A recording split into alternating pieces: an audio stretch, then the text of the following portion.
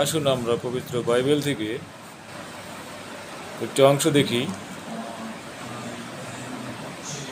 যোহন লিখিত সুসমাচারের 14 অধ্যায় 15 থেকে কয়েকটি পদ।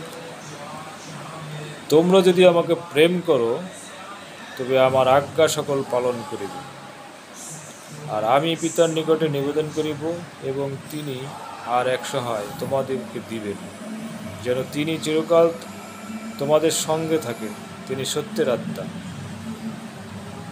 জগৎ তাহাকে গ্রহণ করিতে পারে না, কেননা সে তাহাকে দেখে না, তাহাকে জানেও না।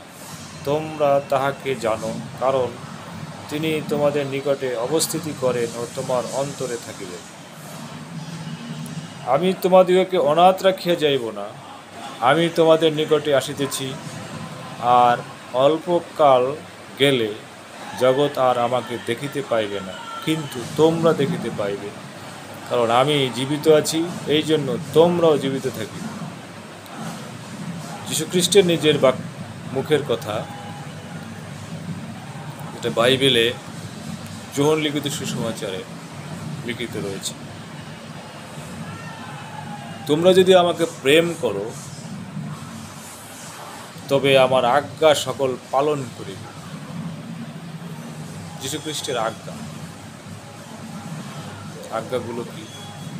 তোমরা পরস্পর প্রেম করো, প্রতিবেশীকে আপনার মতো প্রেম করো। যার একটা জামা আছে, যার নাই তাকে দিয়ে দাও।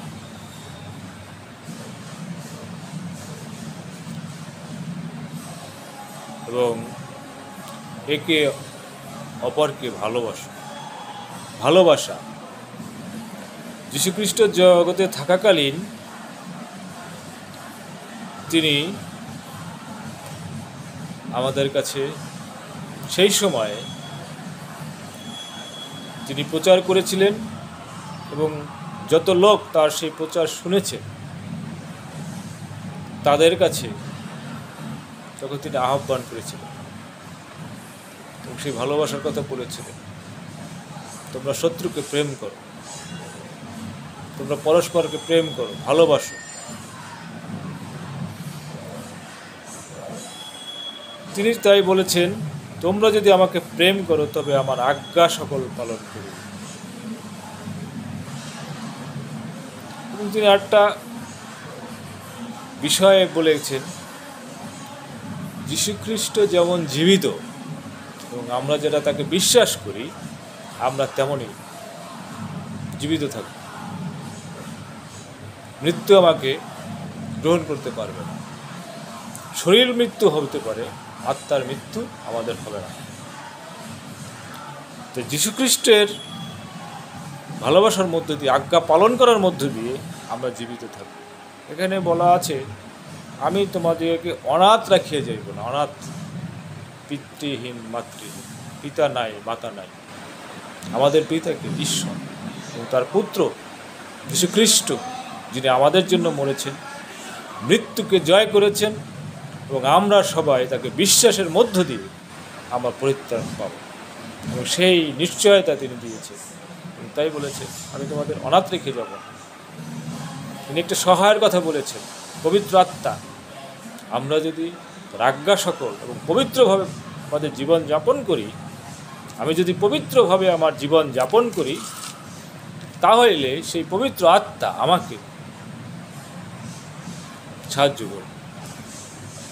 তাই বন্ধুরা, আসুন আমরা সেই ঈশ্বর, সেই পুত্র প্রভু যীশু খ্রিস্ট, যিনি পরিত্রাণ সাধন করেছেন, মৃত্যুকে জয় করেছেন, তাকে বিশ্বাস করার মধ্য দিয়ে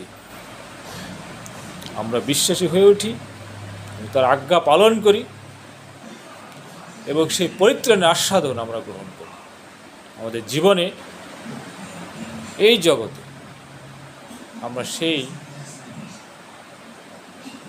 ঈশ্বরের, প্রভু যীশু খ্রিস্টের আজ্ঞা পালন করার মধ্য দিয়ে আমাদের জীবন পরিচালিত করি, তাহলেই আমরা মৃত্যুর থেকে পুনর্জীবন লাভ করব।